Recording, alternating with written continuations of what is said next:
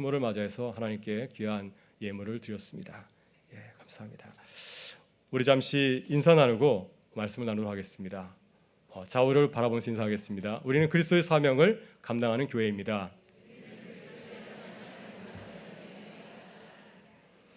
서로의 눈을 바라보면서 한마디 더 인사하겠습니다. 당신은 소중한 사람입니다.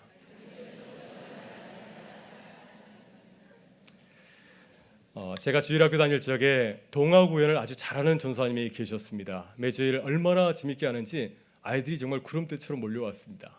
저도 매주일 이 전사님의 성경 이야기가 얼마나 기다리던지 모릅니다. 그때 들려줬던 성경 이야기 한 이야기가 제 신앙생활에 아주 큰 영향을 미쳤습니다. 아마 여기 계신 분들 가운데도 아시는지 모르겠습니다. 내용이 이렇습니다. 어떤 아이가 신앙생활을 아주 잘하는 아이가 있었는데요. 하루는 친구 게임에 넘어가서 주일날 교회 가지 아니하고 친구랑 바닷가로 놀러 갔습니다. 친구랑 배를 타고 낚시를 하다가 그만 실수로 바다에 빠져서 물고기 밥이 되고 말았습니다. 이 아이를 먹을 만큼 큰 물고기였습니다. 며칠 뒤에 어떤 어부가 이제 낚시를 했는데 이 물고기를 잡은 거예요. 그래서 이 물고기가 너무 크고 괜찮아서 기뻐하면서 시장에 나다가 팔았습니다. 근데 참 놀랍게도 이 물고기를 산 사람이 누구냐면 이 아이의 어머니였습니다. 어머니가 이 고기를 사가지고 이제 집에 들어서 맛있는 매운탕을 끓이려 칼로 탁 내리치는 순간에 으악 하면서 잠이 깨었다고 합니다. 꿈 얘기였습니다. 이 이야기는 요나 이야기를 아이들에게 들려주기 좋게 만든 동화 이야기이죠. 어렸을 때 제가 이 이야기를 아주 심각하게 들은 모양이에요. 제가 잠을 자다가 몇 번이나 잠을 깬 적이 있습니다. 그래서 제가 이야기를 듣고 나서 신앙생활 잘해야겠다. 주일날은 다른 데 가지 아니하고 엄마가 준 헌금 까먹지 않고 헌금 잘 드려야겠다. 이렇게 아주 거룩한 결단을 한 적이 있습니다. 오늘 본문에서 우리가 만나는 선지자 요나도 아주 깊은 잠을 자고 있습니다. 밖에서는 폭풍이 쳐서 배가 이제 산산조각이 날 것 같은데 아랑곳하지 아니하고 요나는 배 밑바닥에서 쿨쿨 잠을 자고 있습니다. 나중에 선장이 와서 자는 자여 일어나라 라고 말할 때까지 계속해서 잠을 자는 이 요나의 모습을 우리가 볼 수가 있습니다. 여러분, 성경을 보면 자는 사람이 참 많습니다. 예수님의 제자들도 예수님께서 이제 겟세마네 동산에서 십자가이고 고난과 죽음을 바라보면서 철학기도할 때 제자들은 어떻게 하였습니까? 쿨쿨 잠을 자고 있었습니다. 그때 예수님께서 잠을 자는 제자들을 향하여서 이렇게 말씀하지 않았습니까? 너희가 나와 함께 한 시간도 깨어서 기도할 수 없느냐? 시험에 들지 않게 깨어 기도하라. 마음은 온유로되 육신이 약하구나 하면서 제자들에게 이런 안타까운 말씀을 전해 주었습니다. 오늘 우리는 그리스도인으로서 하나님 앞에서 어떠한 신앙생활을 하고 있습니까? 올해 우리 교회가 창립 60주년을 맞이하였습니다. 우리는 예수님처럼 깨어 기도하면서 하나님께서 우리에게 주신 그 교회의 사명을 잘 감당하고 있습니까? 아니면 요나와 같이 깊은 잠에 빠져서 주께서 우리에게 당부하신 그 사명을 헛고 잊고 있지는 않습니까? 오늘 주님은 요나 선지자를 통하여서 우리에게 말씀하십니다. 자는 자여 일어나라, 깨어서 하나님께 구하여라 말씀하십니다. 또 이사야 말씀을 통하여서 우리를 향하여서 간절히 말씀하십니다. 교회여 일어나라, 빛을 발하라. 여러분, 그렇다면 왜 하나님께서는 우리에게 일어나라고 말씀하실까요? 왜 우리는 일어나서 빛을 발해야 합니까? 오늘 주님께서는 이 요나의 말씀을 통하여서 세 가지의 말씀을 당부하십니다. 첫째, 하나님께서 우리를 부르시기 때문에 우리는 일어나야 될 줄 믿습니다. 우리 본문 1절과 2절의 말씀을 다시 한번 우리 영상을 통해서 읽어보도록 하겠습니다. 여호와의 말씀이 아미떼의 아들 요나에게 임하니라. 이르시되 너는 일어나 저 큰 성읍 니느웨로 가서 그것을 향하여 외치라. 그 악독이 내 앞에 상달되었음이니라 하시니라. 아멘. 요나는 하나님의 말씀을 전달하는 선지자입니다. 실제로 이 요나는 북이스라엘 여로보암 왕 시절에 활동하였던 선지자였습니다. 그는 이스라엘의 부흥을 간절히 사모하던 선지자였습니다. 그런데 하나님께서는 어느 날 그에게 찾아와서 새로운 비전을 맡기셨습니다. 구체적인 구원의 기억을 그에게 알려주시고 그것을 전하게 하였습니다. 너는 저 큰 성읍 니느웨에 가서 이렇게 외치라. 하나님께서 더 이상 참을 수 없다. 너희들의 악덕이 하늘에 상달되었다라고 전하라고 말씀하였습니다. 왜 하나님은 이렇게 이방인들에게 복음을 전하는 중요한 일을 요나에게 맡기셨을까요? 우리가 잠시 살펴본 것처럼, 우리가 아는 것처럼 요나는 그렇게 영적으로 뛰어난 인물이 아닙니다. 이런 중대한 하나님의 일을 맡았음에도 불구하고 이 요나는 예수님의 제자들처럼 깨닫지를 못하였습니다. 그는 영적으로나 육적으로 깊은 잠에 빠져 있었습니다. 그의 이름이 참 특이합니다. 요나라는 이름은 비둘기라는 뜻을 담고 있습니다. 비둘기는 좋은 이름이죠. 좋은 소식을 전하는 새가 바로 비둘기가 아니겠습니까? 그런데 이 비둘기라는 뜻 말고도 요나의 이름에는 어리석은 사람이라는 뜻이 담겨 있습니다. 선지자 요나의 삶을 가만히 묵상해 보면은 그는 그의 이름처럼 살고 있었습니다. 하나님께서 그에게 선지자의 사명을 주었는데 그는 이 선지자의 사명을 잘 감당한 것이 아니라 자신의 생각대로 자신이 하고 싶은 대로 하고 있지 않습니까? 참 어리석은 사람으로 이렇게 행동을 하고 있습니다. 여러분, 그런데 우리가 기억해야 할 사실은 무엇입니까? 하나님께서 이렇게 어리석은 사람을 하나님의 구원 소식을 니느웨 사람들에게 전하는 선지자로 부르셨다고 하는 사실이죠. 하나님께서 그 어리석은 사람을 구원 소식을 전하는 선지자로 부르셨다고 하는 사실입니다. 만약 다른 사람이 나를 불렀다고 한다면 내가 얼마든지 거절해도 되죠. 그러나 요나를 부르신 분은 누구입니까? 사람이 아니라 그를 지으신 하나님이죠. 따라서 요나는 이것을 거절할 수 없는 겁니다.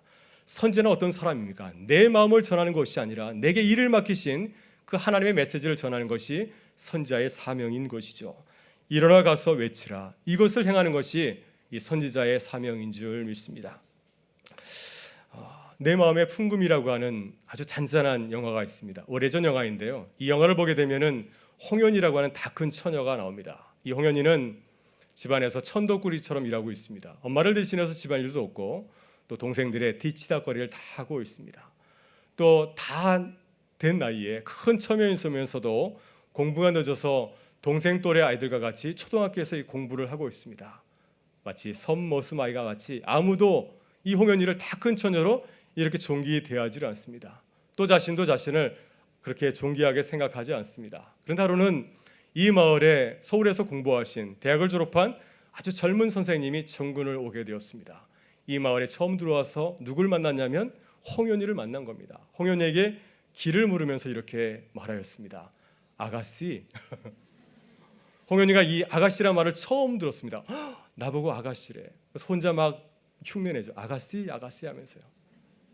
그러다가 이 홍현이가 아가씨 아가씨 하면서 흉내를 내다가 나중에는 정말로 아름다운 아가씨로 이렇게 변해가는 것을 보게 됩니다. 여러분, 하나님 보시기에 우리는 어떤 존재인가요? 우리는 요나와 같지 않습니까? 내 마음의 풍고에 나오는 그 홍현이와 같이 선모습 아이와 같이 정말 다듬지 않는 그런 모습으로 살아가고 있습니다. 아무도 관심을 가져주지 않은 이 홍현이에게 멋진 서울 선생님이 찾아와서 아가씨 하면서 그의 존재를 불러줬던 것처럼 하나님도 우리를 그렇게 대해주지 않았습니까? 우리는 전혀 하나님 앞에 근사모서 서 있지 않지만은 그분은 그걸 보지 아니하시고 우리를 하나님의 자녀로 삼아주시고 우리에게 주님의 일을 맡겨주신 줄 믿습니다. 그러니 얼마나 감사하고 기쁜 일입니까? 바로 여기에 우리가 일어나서 주의 일을 감당하는 이유가 있는 줄 믿습니다. 주님께서 우리를 부르시고 우리를 통하여서 주님의 일 하기를 원하시기 때문입니다. 오늘 주님께서 우리에게 말씀하십니다. 자는 자여 일어나라. 일어나 빛을 발하라. 우리를 향하신 그 주님의 그 부르심에 기쁘게 일어나서 응답하는 우리 모든 성도님들이 되실 수 있기를 주의 이름으로 축원합니다. 둘째, 하나님께서 우리를 통하여서 일하시기 때문에 우리가 잠에서 일어나서 주의 일을 감당해야 될 줄 믿습니다. 본문 3절의 말씀을 다시 한번 읽어보겠습니다. 같이 읽겠습니다. 그러나 요나가 여호와의 얼굴을 피하려고 일어나 다시스로 도망하려 하여 욥바로 내려갔더니 마침 다시스로 가는 배를 만난지라. 여호와의 얼굴을 피하여 그들과 함께 다시스로 가려고 뱃삭을 주고 배에 올랐더라. 아멘. 여러분, 그러나 요나는 하나님의 뜻을 깨닫지 못하고 하나님의 소명을 거절하죠. 여러분, 모세나 예레미야는 하나님께서 부르셨을 때 나는 못한다고 분명히 거절을 밝혔습니다. 모세는 이렇게 말하였습니다. 주여, 나는 본래 말을 잘하지 못하나이다. 나는 입이 뻣뻣하고 입이 둔한 자니이다. 나는 죄를 할 수 없습니다. 분명히 자기 의사를 표현했습니다.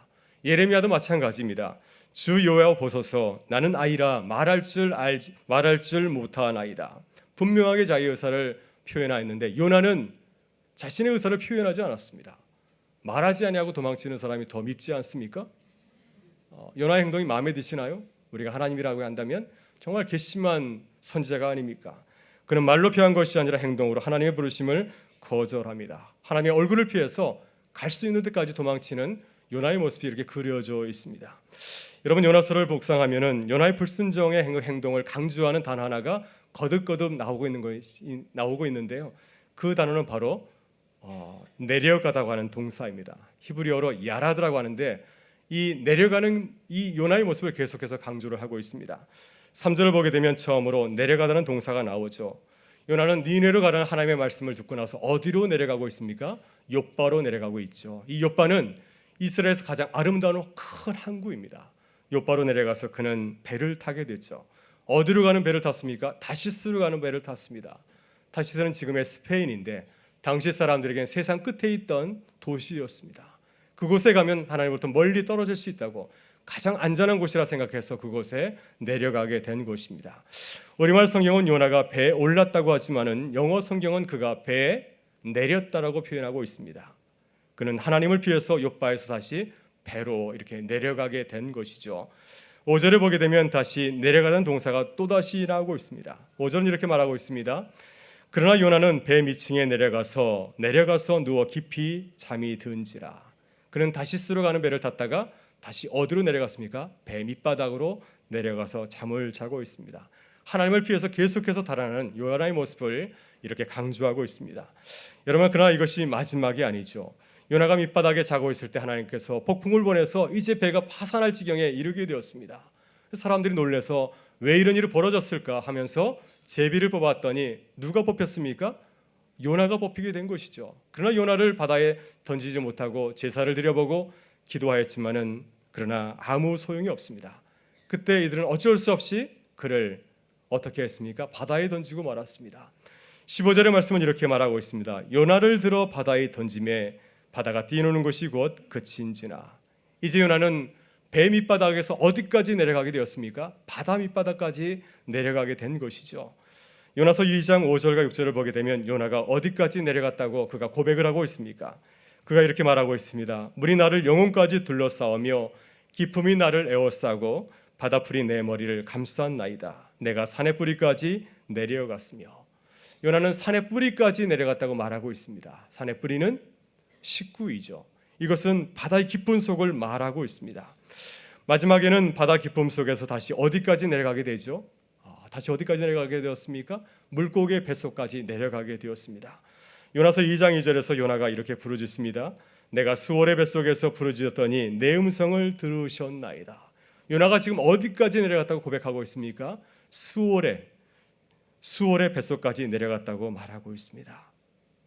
수월의 뱃속, 물고기의 뱃속을 수월의 뱃속으로 표현을 하고 있습니다. 성경에서 수월은 음부를 뜻하고 있습니다. 무저갱, 지옥을 뜻하고 있는 거죠. 지금 요나는 하나님의 그 눈길을 피해서 어디까지 도망쳤습니까? 가서는 아니 되는 감옥의 자리까지 내려가게 된 것입니다. 지옥에까지 내려가게 된 것이죠. 따라서 요나서 2장 6절에서 요나가 이렇게 고백을 하고 있습니다. 우리 같이 한번 고백하겠습니다. 내가 산의 뿌리까지 내려갔사오며 땅이 그 빗장으로 나를 오래도록 막았사오나 나의 하나님 여호와여 주께서 내 생명을 구덩이에서 건지셨나이다. 아멘. 하나님께서 나를 죽음의 구덩이에서, 이 음부의 구덩이에서 나를 건지셨다고 이렇게 요나가 고백을 하고 있습니다. 여러분, 요나는 이렇게 하나님을 표하여서 가장 극단적인 곳까지 도망을 치고 말았습니다. 여러분, 그렇다면 왜 요나는 하나님의 부르심에 거절하였을까요? 왜 계속해서 도망을 치고 있습니까? 그는 자신의 입장에서 자신의 눈으로 하나님의 그 비전, 하나님의 그 사명을 바라보았기 때문입니다. 그는 니느웨가 싫었어요. 니느웨가 너무너무 싫었습니다. 왜? 그들은 우리의 적대국이기 때문에 그렇죠. 지금까지 우리를 괴롭혔고 우리의 나라를 망하게 하였고, 그리고 그들의 결혼 정책으로 인하여서 피가 섞여서 동족에게까지 사마리아인이라는 그런 수치스러운 이름을 듣게 한 사람들이 바로 이 니느웨 사람들이었습니다. 그래서 이러한 그 악을 저지른 사람들에게 복음을 전하는 것은 하나님의 공의에 어울리지 않는다고 그는 생각하였던 것이죠. 그래서 그는 하나님의 부르심을 강하게 거절하고 불순종의 길을 걸어간 것이었습니다. 여러분, 그러나 그럼에도 불구하고 우리가 기억해야 될 사실은 무엇입니까? 하나님께서는 요나를 통해서 계속 일하기를 원하시고 계시다고 하는 사실입니다. 우리는 요나처럼 도망치고 싶어 하지만은 하나님은 우리를 통해서 일하기를 원하신다는 사실을 기억해야 될 줄 믿습니다. 이것이 우리를 향하신 하나님의 뜻인 줄 믿습니다. 제가 신학교에 들어갔을 때 늦은 낮에 신학교에 들어오신 분들이 계셨습니다. 그분들이 이런 고백을 하였습니다. 이 길이 내 길인데 내가 이리저리 피하다가 결국 이 나에 들어가게 되었다고 고백하시는 분들이 많이 계셨습니다. 여러분, 왜 요나가 이렇게 고생하고 시행착오를 겪었을까요? 이런 시행착오를 겪지 않았다고 한다면 요나가 얼마나 기쁘게 주의를 감당했겠습니까? 우리가 이런 일을 겪지 않으려면 어떻게 해야 되겠습니까? 우리는 먼저 하나님 안에서 우리를 발견해야 될 줄 믿습니다. 여러분, 보네포 목사님이 그리스도인을 이렇게 정의하고 있습니다. 그리스도인은 누구인가? 그리스도인들은 그리스도 안에서 우리를 발견하는 사람들이라고 그는 말하고 있습니다. 따라서 우리는 내 시각이 아니라 하나님의 관점에서 하나님의 뜻과 또 우리 자신을 바라봐야 될 줄 믿습니다.